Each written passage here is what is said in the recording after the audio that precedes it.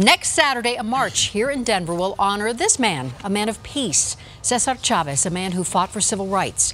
You may know him from the statue and park named in his honor at 41st and Tennyson here in Denver. And while Chavez is known for bringing rights to field workers across the country, this year's march is bringing attention to educating and protecting our children. And here to talk about the event are Dr. Ramon del Castillo, the chair of the Colorado Cesar Chavez Peace and Justice Committee, also committee member Manny Del Rio. And thank you, gentlemen, for both being here. And I know this is always a huge event this year. How did this get started here in Denver? Well, in 2002, when they passed Cesar Chavez as a state holiday, a group of community leaders were assembled at a place called Ganas. It was a nonprofit, and it was Councilwoman Ramona Martinez who kind of said to the group, we should probably do something about this. So after that, a bunch of us got together and called a meeting, and that's how the process started in 2002, where we decided to have a mass march and a rally to essentially continue his legacy and tradition of social justice and social activism. And so how has this event, now going into its 17th year, how has this evolved over the years? Manny? Well, it originally happened in another part of town. In the last few years, it's happened in the Northwest. It's a new breed of event in which we're encouraging a lot of the youth to get involved in the political system and just advocate for themselves. So being a little bit more integrated with their government these days, right? Continuing in the tradition of Cesar Chavez and La Lucha, of course, but definitely knowing how to advocate for your community and for yourself.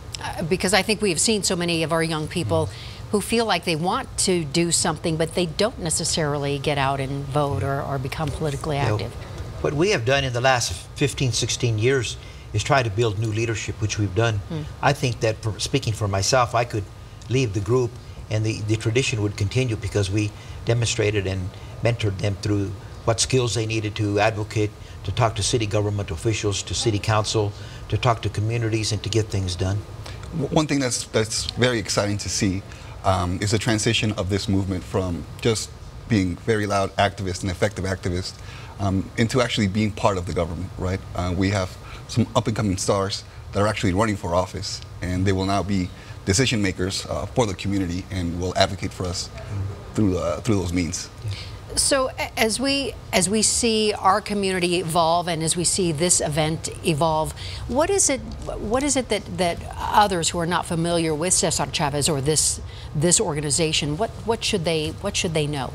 Well, I think what they need to do is remember that it's working class people who in this case work in the fields and provide food that many times don't have food for their own families, and that somehow or other together we can rid this world of poverty, but also that it takes a lot of activism to do it. So we're promoting the idea that youth get involved in their government. It was President Johnson who said that Mexican Americans needed to get closer to their government. And this is a process that we're starting, certainly in different realms, that there is a relationship between the community and the government and that we need to interact together to get things done.